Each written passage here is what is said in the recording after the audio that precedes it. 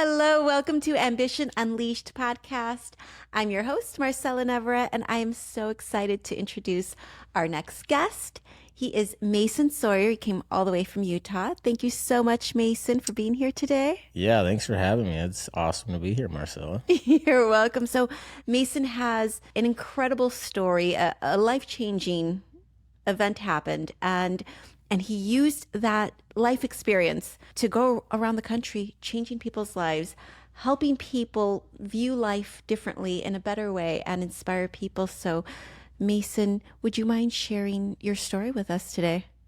Yeah, so I have my own podcast, the 1090 podcast, which is like whatever. I like it. But I call it the 1090 podcast because one of my favorite quotes is life's 10% what happens to you and 90% what you're going to do about it. The 10% is like the bad stuff, like not good. Yeah. And so like my 10% would start a couple years ago, July 25th, 2021. I just took this new job. I grew up a basketball fan. And like you like sports a little bit. I love basketball, being from Chicago. You're from Chicago, so you get it. Like MJ's the man. So like I love basketball growing up. And I was a high school basketball coach for a little bit, loved it.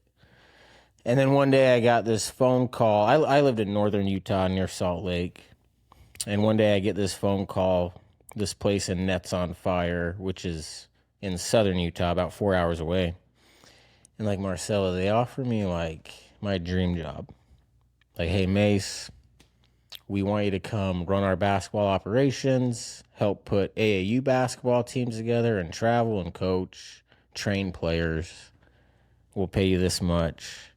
And I'm like, really? How could you say no? Right. It wasn't a lot of money, but compared to a high school teacher, it was like, sure. It was like a lot of money. And it was your dream job. That was my dream job. So I'm like, so I go to my wife, Courtney. We were high school sweethearts. We went to every school dance together. Our senior year, we got voted most likely to marry your high school sweetheart, which we did. We got married. So just like, that's Courtney. So I go to Courtney. I'm like, hey, I got this job offer. And she's like, no way. I'm like, I think we have to go. And she's like, yeah, we definitely have to go. So we move our family to southern Utah, and I start this new job. And then a couple weeks, honestly, the timeline's a little fuzzy, but like it felt like a couple weeks later, it was our first basketball tournament. So this was the first tournament of me coaching at Nets on Fire. And it happened to land on the same weekend as the family reunion that we have every year.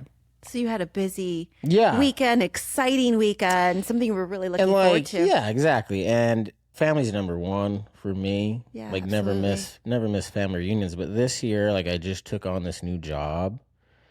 And I'm like, I tell Courtney, I'm like, I can't miss the first, like I just took the job and then I leave first tournament. Like doesn't look good. Like I need to show them like I'm serious and I'm the right man for the job type of thing. And so I tell my family like, hey, we're not going to be able to come. And yeah, they're like, yeah, we totally get it. No worries.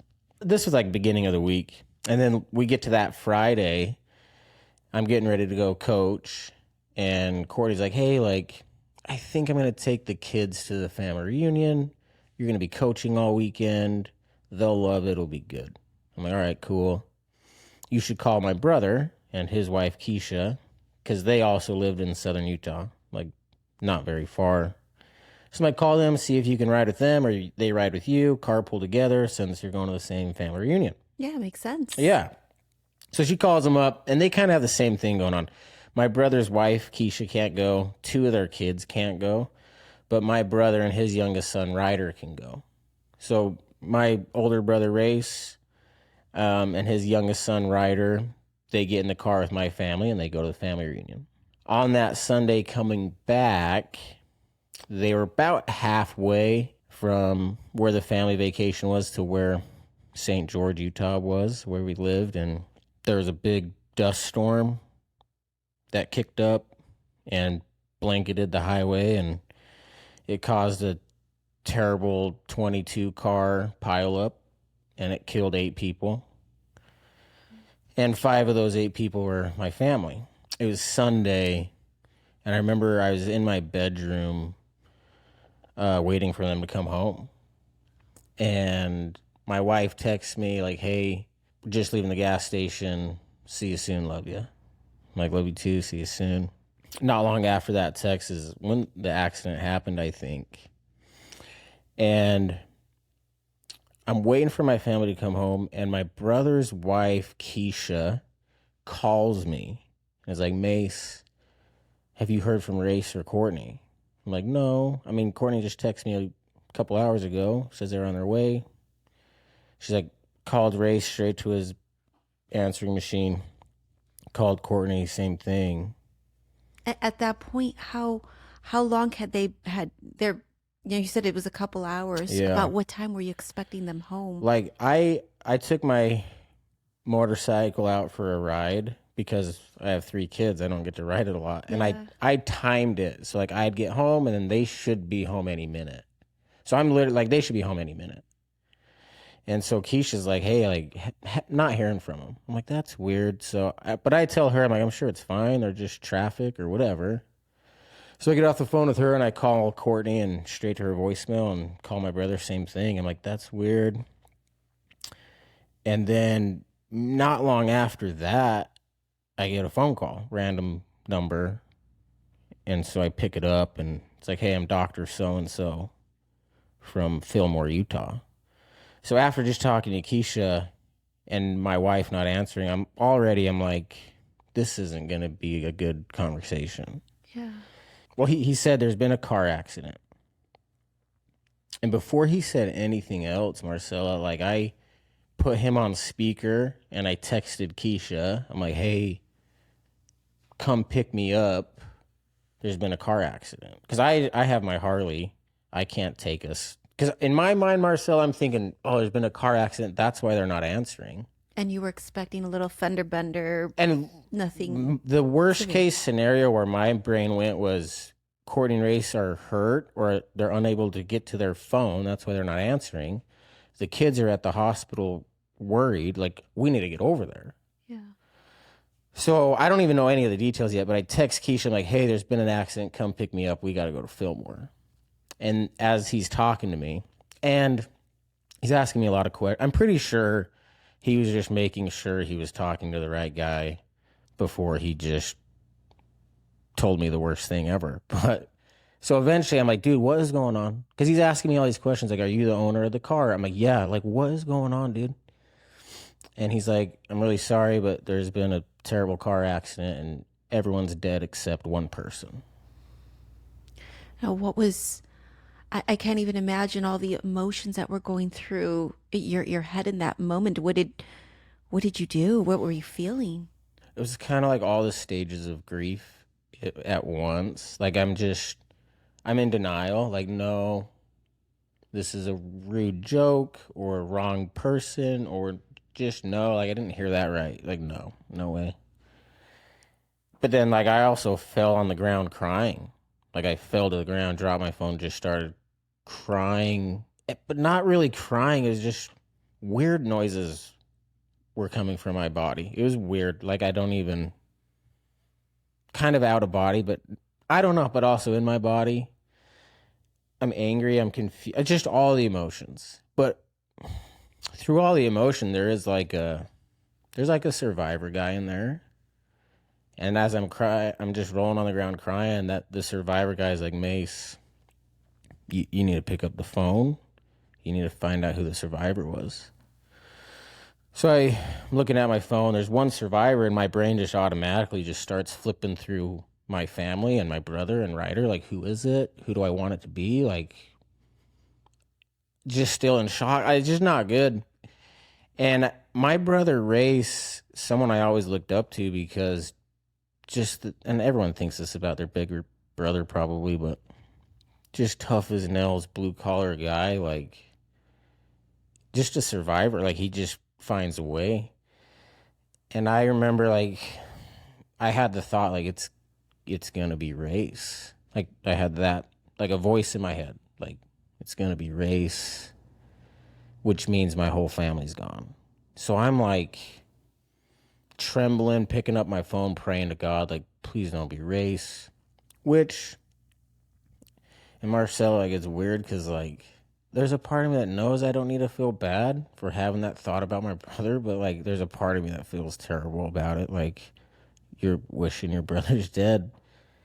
But, like, in the situation I was put in, anyway, like, that still gets to me. Like, that's Well, hard. there's only one survivor, and Yeah, like, how do you what? wish? You don't even know who to And wish and then, for, like, and the bargaining stage is a legit weird stage because like God's not gonna come down and switch spot, but like I would bet, like, please, like, take me, like, I'll do whatever, like, let's make a deal, like, please.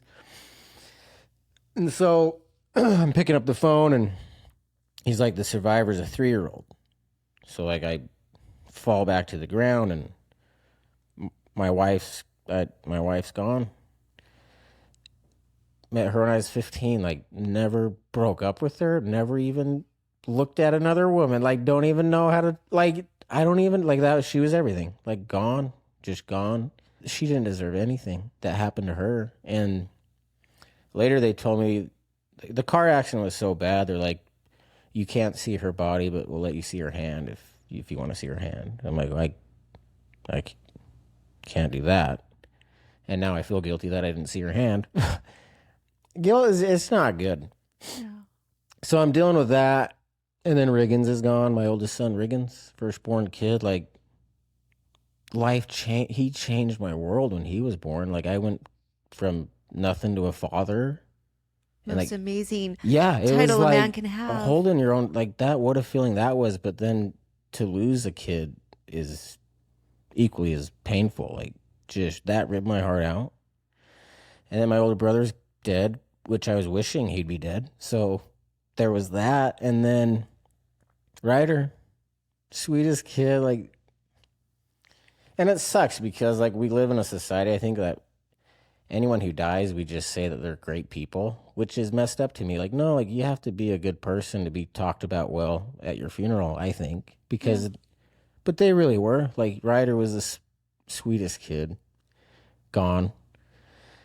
And so a 3-year-old, like, because I had 3 kids, Riggins, Blue, and Frankie. And Blue was 3 years old, about to turn 4. The car accident happened on July 25th. Blue's birthday's the 29th, like 4 days later. So he's about to turn 4. My youngest daughter, Frankie, she's 2, but you could mistake her for 3. I don't know. So when they say 3-year-old, I'm like, okay, who is it? And I initially thought it was my daughter, Frankie, because she would have the backwards facing car seat. So, like, I think it's Frankie. And I remember telling the guy on the phone, like, I think you have my daughter, Frankie. And he's like, no, this is a boy, blonde hair, blue eyes. And that was hard because, like, I thought Blue was dead for a minute. And now they're telling me, like, well, the survivor looks like your son, Blue, blonde hair, blue eyes. And it was like, Marcel, like, in all the darkness, was like, oh, Blue might actually be alive. It was like this little breath of, okay. And then it was like, oh, but if Blue's alive, that means my daughter Frankie's now dead.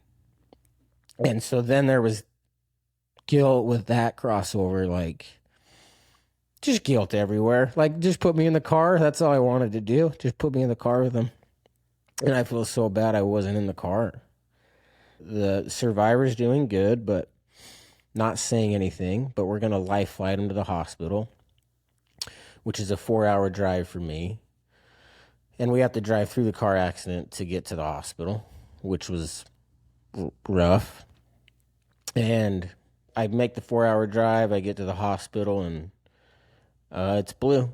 And he's got a neck brace on, but just for safety reasons. All he had was, he did have a fractured hand and some deep cuts on his head, but Was he coherent? yeah, and he was. recognized I remember you? I walked in the hospital, and he's like, Daddy, and just hugged him, and just, I don't remember a whole lot. It's kind of in and out from there, but I remember spent the night with Blue in the hospital, and I think my parents were in the room with me that night. I remember them crying. And then we woke up the next day and left the hospital. I mean, that's my 10% story. Like, life's 10% what happens to you. Like, that's what I refer to as the very dark, unfair, cold 10%. Mason, I think most people feel like they've experienced bad things happen to them in life, but I don't think that most people can honestly say that they've experienced your 10%. I think you're so inspirational to be able to share your story and live this pain every day publicly, because you understand the importance of helping people realize, even if life happens, to stay positive and to keep moving forward. Yeah. I think that's very brave. It's like weird though, because I do think part of the reason I think we have an issue where a lot of people don't talk about their problems, just in general. But I do think it's hard for men in general just to open up and be vulnerable and say, hey, like, I'm weak and need help, not strong enough. Like, help me out with this. And I do think one of the reasons it's hard for people to be vulnerable is they do the comparison thing. Like, oh, I just lost one kid. This guy lost five. Like, I use the example, like, if you get one arm cut off and you're not going to the hospital because another guy got two arms cut off, like, you're an idiot. Like, you could still die. Like, what are you doing? But I think we do that, like, we compare it, but then, like, there's always a yin and yang to everything, because then the flip side of that is, like, a big reason why my story matters at all and it helps anyone at all is it's brutal and it is worse than a lot of things. But then we shouldn't compare that. So it's like we should compare it because that's what makes my story powerful and people like to listen to it. But then it's like we shouldn't compare it, though. We're all hurting, and the focus should be on we're all hurting. Like, we're all hurting. No one walks through this life unhurt, unscathed. And if that's you, like, just wait a little longer. It'll get you. But, like, life is pain, and I think living a good life is how you suffer with that pain. Like, what are you going to do with it? Are you going to let it turn you into a monster and poor me, why me? Or are you going to fight it with love and try to help other people with it? And that's why I love 1090, because I'm never going to get over it. It's always going to hurt. And that's the 10%. Like, you honor that 10%. And it's weird, Marcela, because, like, I kind of want to hurt, because that's the only connection I have with them now, is the pain. So it's like, well, I don't want to get all the way better. I want to stay a little hurt, because that's them. And, like, the guilt, man, like, if you have a good day, you feel bad. Like, oh, I don't want to have a good day. Like, why doesn't Riggins get to ride his bike, or Frankie get to chase Blue around today, or Courtney like, not cool, man. And I feel like just a total piece of shit sometimes. Like, why wasn't I in the car? Why do I get to have a good life still? So it's just really hard. It's really hard in that way, but I do think it's important to respect and honor that 10%. And I think it's fine. Like, people try to make it like everything happens for a reason, and that's great. But, like, to me, can we just say it's awful and then we try to make good stuff happen from it? Like, that's my message. Like, I'm not ever going to be grateful for it, but I can make good things happen from it. That's something I can control. For a long time, I just focused on things I couldn't control, Marcela, and it wasn't good. But, like, that's the shitty part, is all that pain is connected with things I can't control the sand and the dust storm. I couldn't control that, but I can control how I handle it. And how's Blue doing? Oh, Blue's the man. Blue is everything to me. Because, like, after the accident, I just want to die. Like, I need to die because the pain will stop. Like, sign me up, Marcella. That sounds like, the pain is so bad, and it doesn't go away. Like, it hurts just as bad today than it did 2 years ago. You just get better at carrying it around. But so I just wanted to die. Like, the pain will stop, or I'll see my family again, or both. But, like, I could never do that to Blue. Like, imagine what that kid lost. And he was Yeah. dragged out of that car. I still don't really know what he saw or what he remembers, but that kid kept me here because I love that kid more than anything. And And that little boy needs you. yeah, like he needs me more than it. Like, yeah. So he kept me here. And I went through a phase of just, I didn't want to be here, but I had to be here for Blue. So I was just numbing the pain with whatever, like alcohol, drugs, like whatever. And then you get to a point where you're like, is this the rest of my life? Like, I'm just going to drink myself to death and just go down without a fight. And it's like, no, like Blue deserves better.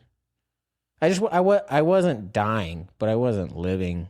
And I think to respect and honor my family, that's what I have to try to do is keep going. Um, and then talking about it, that's why I'm on your podcast. Talking about it has really helped me. Just, it's been very therapeutic to open up and cry and to share my pain with other people and figured out I'm not alone. And there's a lot of people hurting out there like you. Yeah. Like we all have a terrible, sad story. Like you said, we all experience life, but it really is what we do with that experience, and if we turn it into something positive and use it to help people and just make the world a better place through our pain and through our sadness, because there's so much power in vulnerability and sharing that pain Yeah. and letting other people know you're not alone if you're Yeah. feeling this pain. I think I'm kind of like addicted to it at this point. Like almost too honest, Mason. Like dial it back. Like not good sometimes, but I'm like, yes, but like I don't know. There's just I think being genuine and honest is the highest form of love. I just do. And sometimes it hurts, but you get through that pain to the good side of the love. But I don't know, but like I got completely broken by that car accident and it just being honest just feels good, man. And it was probably also extra difficult because you're trying to process all your pain and your guilt and all these emotions that you have, the anger, while also being grateful for Blue being alive Yeah. and having to stay positive for Yeah. him and explaining to him what just happened, and how do you I don't even know how you explain that to a baby. And Yeah. I don't either. So if you have any ideas, let me know. I think I'm doing okay, but we are very open and we talk about them and yeah, like we don't shy away from that stuff. Well, I did for a minute there. I wouldn't talk about them at all. It just hurts so bad. Like yeah. I'm not going to talk about them because it just rips me open. So let's just shut it down, numb the pain until we're out of here. We're dead. If you can face the pain, then you can start to be in control of it and you can be the master of your fate and dictate what you're going to do with that pain and use it to help. Pain's awesome, man. It's like the best thing to have. At least like that's what I think. Like it can motivate you and change you more than any other thing. Sure, it helps you grow, and I think we're so scared to feel pain, but if you Yeah. don't feel pain, you don't grow. And I'm sure you're probably is just so focused on being an amazing dad in a different way than you were before, where you were a great dad before, but now it's probably just a completely different level of greatness, Yeah. because you just appreciate your little boy Yeah, so like much more. and it's weird because I do hate myself. Like I have a lot of guilt for not being in the car and other things, but I do love myself. I love the person I am compared to who I was before that car accident in terms of perspective on life and what do I appreciate and what's most important to me. Experience isn't gained until right after you need it. And that's how it was. Like, you can't go back with this knowledge with the family. Like, it took losing the family to learn it. And that's what's really sad. But what are you going to do about it? That's the 90%. And I just try to be a good father to Blue and help people out with their pain. And I think my ultimate goal is I would like to be like a therapist one day, deal with grief and that type of stuff. But podcasting and public speaking now is kind of what I do. How long ago did you start your podcast? So, July 25th, 2021 is when the car accident happened. July 25th, 2022. So a year later, I want to do something. I'm sick of being a victim. I'm sick of poor me, why me. I'm sick of expecting life to be easier now for some reason because it doesn't care. It'll just keep punching you in the face. It's relentless. It doesn't care. So I'm just sick of being a victim. Like I'm not gonna do this. My wife wouldn't do that. My brother wouldn't do that. Like they'd keep fighting. So on the 1 year anniversary, I played college basketball for Dixie State, which is in southern Utah, and I had some buddies still there, and I reached out to them and I'm like, hey, I want to do a speaking thing and just tell people thank you and tell them what I've learned so far and just kind of give back because I got messages from people all around the world. I mean, the world's terrible, but it's also good. Like, there's a lot of good people out there. I felt like I need to say thank you. I need to do something. I want to do something for my family on that day. And I feel like if people can see me stand up and keep going, I think it will help everyone keep going through this thing. Because a lot of people are hurting from that car accident. Like 8 people died, not just my family. And then we have a big family. Like I'm the youngest of 5 kids. So big family that's all hurting. So I'm like, for them. So anyway, I planned this speaking gig. And then I start a podcast too. So on July 25th, 2022, a year later, I do that speaking gig on the day of. And then I post my first podcast episode. So the anniversary date is also the starting date of my podcast. I wanted a podcast for a while, but I didn't see the public speaking thing coming. I did the public speaking thing, and then people just heard about it.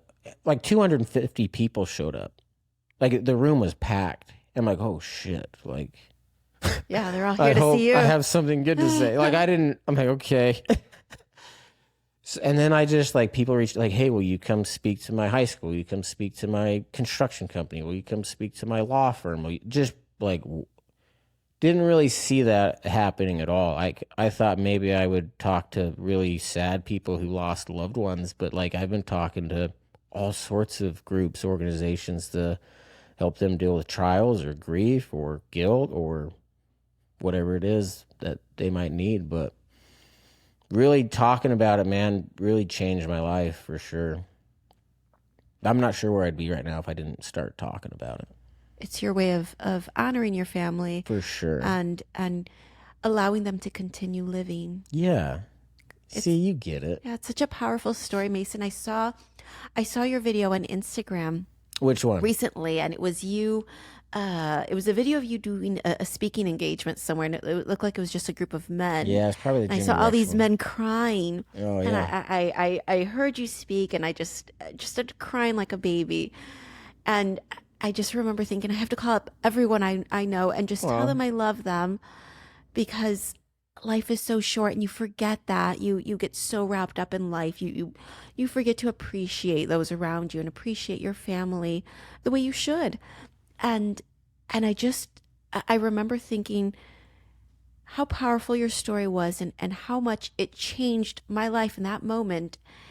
And I thought to myself, I have to find this guy. I didn't know your name. Yeah. I didn't know how to find you at that moment. But I thought, I have to find this guy, and I have to just like be a creep online and keep researching and find out who posted this video and who this guy is, because I need him on this show to share his story. And I think it's such a powerful story.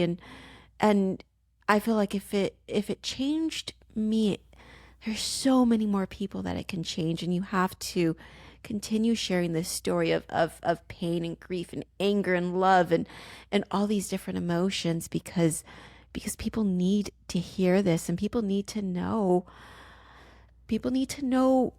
what you've experienced, so that they can understand that, hopefully it doesn't happen to them, but it can happen to anyone. And don't wait until it's too late. Don't wait until it happens. Yeah, because like you read sad stories all the time, and you're like, yeah, but just for some reason you're like, it's never gonna happen to me though. Like I had that too, and then it happens to you, and it's like, what? Like you just see, like like, I remember I reached a phase after the accident where I'd reach out to old buddies who lost loved ones. And like, I'm so sorry for the mindset. Because like, he lost his mom 5 years ago. My mindset was literally, oh, I'm sure he's doing fine now. Like 5 years ago, a long time. Like, I'm sure he's processed it. Like, he's good. And then I learned like, oh, like he's actually going to be dealing with that the rest of his life. I need to see how he's doing. And it like just made me like a nicer, more sincere, loving guy sometimes. And other times I'm like an asshole and I'm really mad at everything. But, you know, what are you going to do? I don't know. I'm trying. But like, yeah, I think you just focus on that 90%, Marcela. Like, what is actually in my control? And let's focus on that stuff. I think that's so important, Mason, and I'm so grateful that you took the time Yeah. to drive all the way out here from Utah. And Of course. I'm so happy that I had the opportunity to meet you in person. And I hope this isn't the last time that you'll be on this show. I hope you'll do the show many more times. And I'm so excited If to. you ever come to Utah, we'll get you on our 1090 podcast. Absolutely. Yeah. It would be an honor. Yeah. And I'm excited to see you grow as a podcaster, as a motivational speaker. Your story and your family story will live on forever.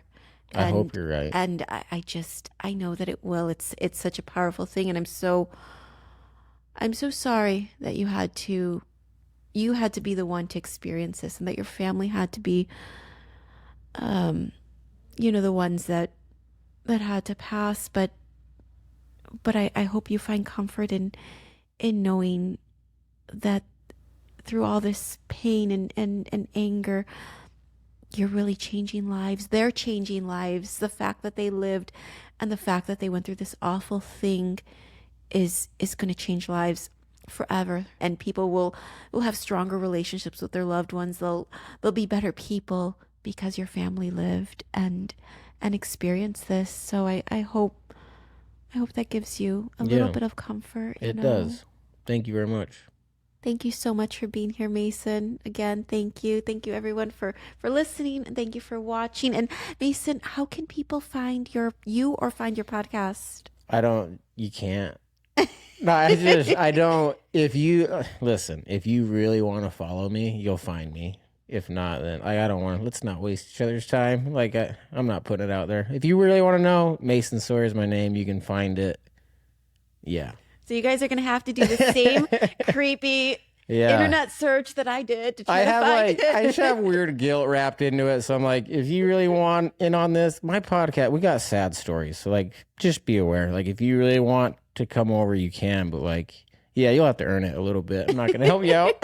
Okay, so you guys heard that. You got to work for it, okay? There you go, yeah. Thank you so much, Yeah, thank Mason. you very much. Thank you. Bye, guys. See you.